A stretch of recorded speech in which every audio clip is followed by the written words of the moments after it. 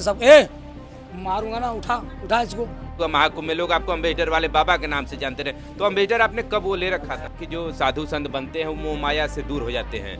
तो आखिरकार आप गाड़ी से भी चलते हैं, तो बड़ा लोग सोचते हैं कि अब गाड़ी से जब बाबा चलते हैं तो किस प्रकार का मोह माया से अलग हैं वो, जब उनको पास गाड़ी है, सब लग्जरी चीज़ों से चलते हैं, तो किस तरह के बाबा वो, ये भी बड़ा लोग प्रश्न जी। महाराज जी की अगर कोई आपको दान देता है तो क्या उनको इनकार भी नहीं किया जा सकता क्या जी? अब आप लोग महाकुंभ से चल करके इसमें अब आप लोग हरिचंद घाट या फिर काशी की घाटों पर आप लोगों का जमावड़ा लग चुका है। कितने दिनों तक आप लोग यहाँ पर कि आखिरकार 1 महीने तक आप लोगों का यहाँ जमावड़ा रहता है? किस तरह का ये महत्व है काशी के घाटों पर? आप लोगों की जो नजरें थी केवल कुछ लोगों पे, जैसे कि आईटी वाले बाबा हो गए, मोनालिसा हो गई, या फिर चिमटा वाले बाबा हो गए जो हाथ खड़ा हुए थे, वो मारने पीटे में, कुछ ऐसे ही तमाम वीडियो इस बार महाकुंभ में चलते रहे। लेकिन और कथावाचक वालों के लिए अच्छे जगह दे दिए थे, और जो कि साधु अच्छे भजन पूजन करने वाले, आरती पूजा करने वाले सब थे, उनको ट्रेन के नीचे, लाइन के नीचे, ट्रेन पटरी के नीचे में बैठा दे। प्रयागराज के महाकुंभ से तमाम साधु संत अब वहां से निकलने लगे हैं। अब सभी लोगों का 1 महीने का जो जमावड़ा है वो बनारस के काशी के घाटों पर होने वाला है, और हम लोग इसमें हरिचंद घाट में हैं। और यहीं पर आप देख पा रहे हैं कि एक महाराज जी है जो कि बड़ा चर्चा का विषय बने हुए थे महाकुंभ में भी, जब इनका अम्बेडकर से, चूंकि अम्बेडकर से चलते हैं और ऊपर एक पंखी भी लगी हुई है, वो भी आप देख पाइएगा। फिलहाल चूंकि एक और बड़ा प्रश्न लोगों के मन में रहता है कि ये जूना अखाड़े से तो जुड़े हैं, लेकिन नागा साधु देखिए आशीर्वाद ले रहे हैं, इनके शिष्य हैं जो कि महाराज जी का आशीर्वाद ले रहे हैं। और थोड़ा सा हम लोग ये सब तमाम बातें हम लोग की होंगी नागा साधु को लेकर के कि आखिरकार जब 6 साल और 12 साल पर आते हैं एक बार महाकुंभ में, अर्धकुंभ में, तो उसके बाद ये लोग कहाँ विलुप्त हो जाते हैं। महाराज जी क्या नाम हुआ, परिचय क्या हुआ आपका? मेरा नाम महेंद्र राजगिरी नागा बाबा है। हम इंदौर मध्य प्रदेश सनावदिया ग्राम से आते हैं। खेड़ापति हनुमान जी मेरे पास मंदिर है जी। आपका तो नाम इस समय अम्बेडकर वाले बाबा के नाम से बड़ा फेमस हुआ महाकुंभ में, लोग आपको अम्बेडकर वाले बाबा के नाम से जानते रहे, तो अम्बेडकर आपने कब वो ले रखा था, कब से? मेरे पास में 35-40 साल हो गया एम्बेसडर को, और किसी ने मेरे को दान में दिया था। अच्छा। कोई उसको बीमारी थी, कुछ ठीक हो गया, चर्म रोग की बीमारी थी, ठीक हो गया, तो उसने गाड़ी मेरे को दान में दिया था। 30-35 साल हो गया गाड़ी को मेरे को। अच्छा, मतलब आपके आशीर्वाद से उनका चर्म रोग ठीक हो गया, तो उन्होंने आपको जो दक्षिणा स्वरूप कह सकते हैं कि वो उन्होंने आपकी गाड़ी को भेंट कर दिया? हाँ, वो भी 6-7 साल के बाद उसको बीमारी नहीं जब आई, तो 6-7 साल के बाद उसने गाड़ी मेरे को दान में दिया। अच्छा। तो उस गाड़ी को हम ले करके चल रहे हैं, रिपेयर करके चल रहे हैं। रिपेयर करके हम चल रहे हैं गाड़ी को। अच्छा।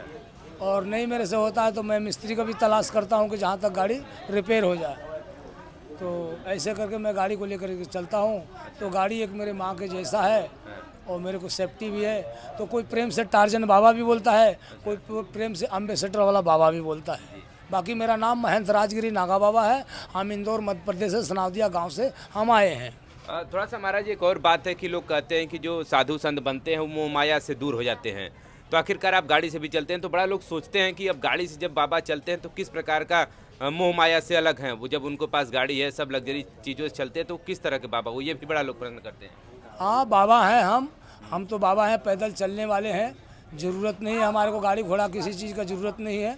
हमारे पास में शक्ति हो, और शक्ति है भी, तो हम अपने चिमटे पर भी बैठ करके जा सकते हैं, अपने हम गमछे पर भी बैठ करके हम जा सकते हैं। मेरे पास में शक्ति हो तो, पर शक्तियाँ आजकल सब लुप्त हो गई हैं।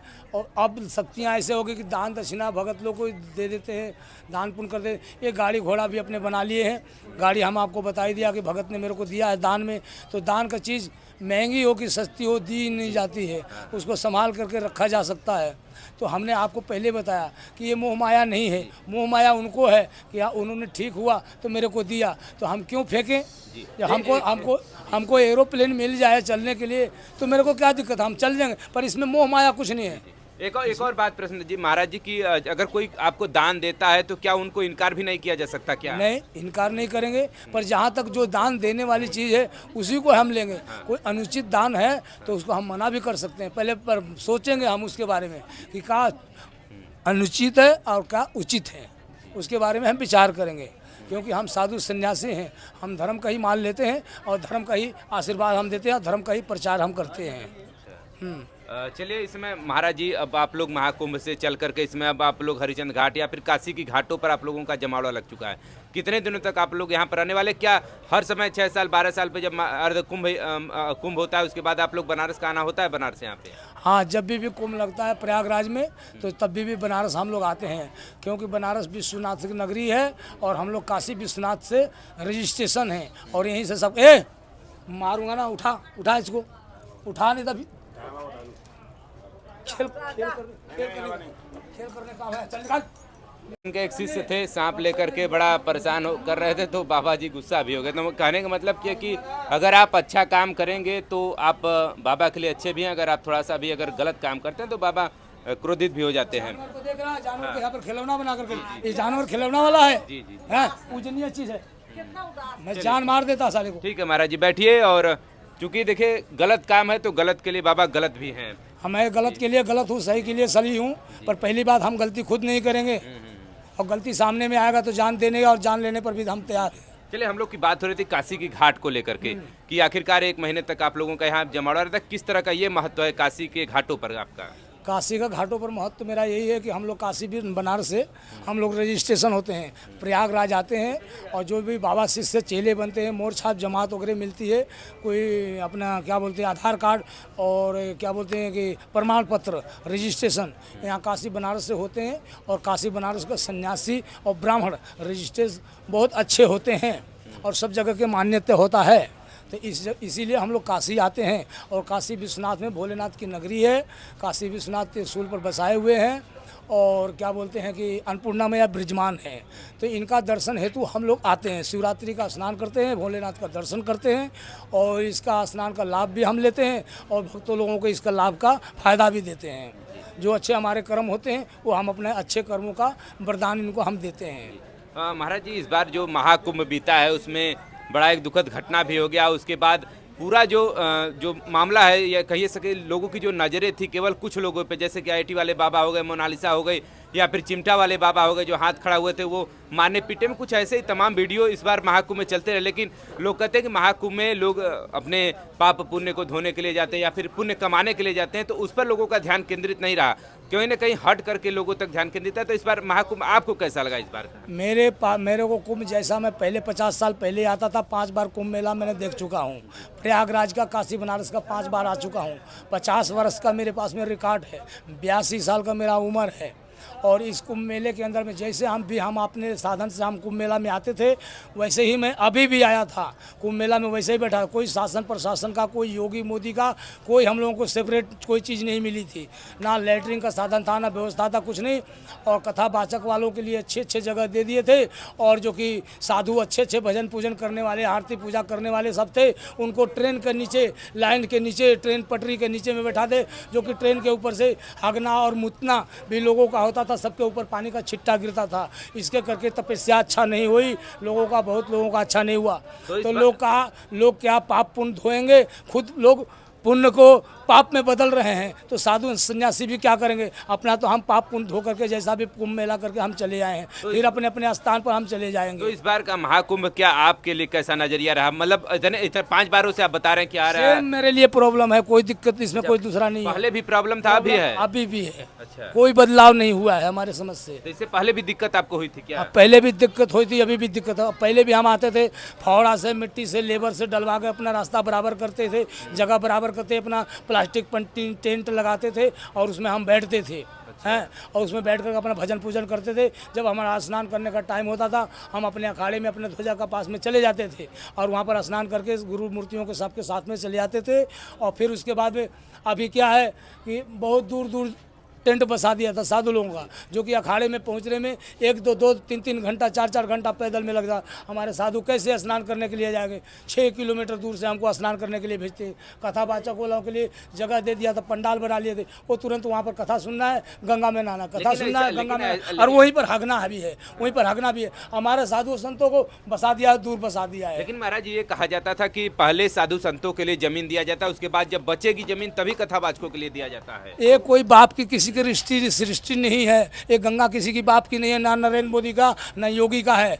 समझ वहाँ ये कर पहले आप लोग को जमीन दिया जाएगा, उसके बाद आप कर रहे हैं तो करिए, नहीं तो मत करिए। ये कोई झगड़ा की बात नहीं है। नहीं, हाँ सुनो, ये हमारे एक मिनट चुप। साधु महात्माओं को पहले जैसे थी अपना हिसाब से आ रहे थे, वैसे अपने हिसाब से आए हैं और ऐसे हिसाब से नहा करके जाएंगे। एक और लास्ट सवाल महाराज जी कि जब ये लोग सोचते हैं कि 6 महीने 12 साल पर आप लोग जब दिखाई देते हैं महाकुंभ में नागा साधु, उसके बाद फिर कहाँ चले जाते हैं लोगों को पता ही नहीं चलता है। हम लोग अपने अपने आश्रम में अपने अपने गुफा में चले जाते हैं। जैसे कि गर्मी पाते हैं लोग, सांप गर्मी पाता है तो अपने गुफा के अंदर में घुस जाता है। ऐसे हम लोग जंगल के अंदर में रहते हैं, अपने गुफा के अंदर में रहते हैं, अपने आश्रम में रहते हैं। बाहर हम लोगों का निकलने का काम नहीं होता है फालतू टाइम। शेर, सांप, समुद्र, सांड एक बराबर हैं, चारों जाति। सांप भी, सन्यासी भी और क्या शेर भी और समुंदर भी, ये चारों एक ही चीज़ है। चारों एकांत में रहता है। 365 नदियां हैं, जाके समुद्र में मिल जाती हैं, फिर भी समुद्र का पानी खारा रहता है। शेर अकेले रहता है जंगल में, कोई उसके अगल बगल वाले आते तो वो घुर्राते रहता है। ठीक है, अपने रास्ता से जा रहा, शेर को छेड़ोगे तो मारेगा ही, डांटेगा ही, करेगा ही। ऐसे ही सांड भी है, सांड भी अपने रास्ता से जा रहे, उसको छेड़ेंगे मारेंगे तो वो भी मारेगा अपने को। ये समझने की चीज़। सन्यासी अपना भजन पूजन कर रहा है, उसको दिक्कत नहीं मिल रही है, भजन पूजन कर रहे हैं। हम देश के लिए, सबके लिए कर रहे हैं, नहीं कि हम अकेले के लिए अपना भजन पूजन कर रहे हैं और सन्यास लिए। हम देश के लिए, पूरे देश के लिए हम सन्यास लिए हुए हैं। धर्म का जय हो, अधर्म का नाश हो, प्राणियों में सद्भावना हो और विश्व का कल्याण हो, सबके लिए हम सन्यासी हैं। सब धर्म के लिए हम सन्यासी, सबके बचाव के लिए हम सन्यासी और अपने बचाव के लिए भी हम सन्यासी हैं। नहीं कि हम दूसरे को मारने के लिए हम सन्यासी लिए, दूसरे को गाली देने के लिए सन्यासी बने हुए। ऐसा कर्म के लिए हम सन्यासी नहीं बने, अच्छे वाणी के लिए बने हैं, अच्छे कर्म के लिए बोले हुए हैं। और जो हमारे मंदिर और मंदिर धर्मशाला के ऊपर में कोई आपत्ति उठाता है और कोई भी बलपूर्वक कुछ काम करता है तो हम उसके जान मारने और मराने पर दोनों पर तैयार रहते हैं। हम धर्म के जगह पे उनको हम आने नहीं देंगे और कोई गलत कदम उठाने नहीं देंगे। इसके लिए हम बाबा बने हुए हैं। आपको समझ में आ रही हो तो ठीक है, नहीं तो कोई बात नहीं है। देखिए महाराज जी थे जो कि महाकुंभ में तो चर्चा के विषय बने हुए थे। कोई टार्जन वाले बाबा, कोई अम्बेडकर वाले बाबा का नाम चंदा था, लेकिन इसमें हम लोग बनारस में थे तो बनारस के काशी के घाटों पर अब तमाम इस तरह के साधु संत आपको दिखाई देंगे, जिसमें से एक ये बाबा थे जिनसे हमने ये जानने का प्रयास किया कि आखिरकार 6 साल 12 साल में जो और कुंभ जो आता है उसमें फिर उसके बाद फिर नागा साधु लोग कहाँ चले जाते हैं किसी को पता नहीं चलता, क्योंकि ये 6 साल 12 साल में एक बार ही दिखाई देते हैं। उसके बाद इन लोगों का अता पता नहीं चलता कहाँ चलेगा, लेकिन उस पर भी इन्होंने जवाब देने का प्रयास किया। फिलहाल इन सब तमाम साधु संतों के बारे में आप क्या सोचते हैं और कमेंट करके जरूर बताइएगा।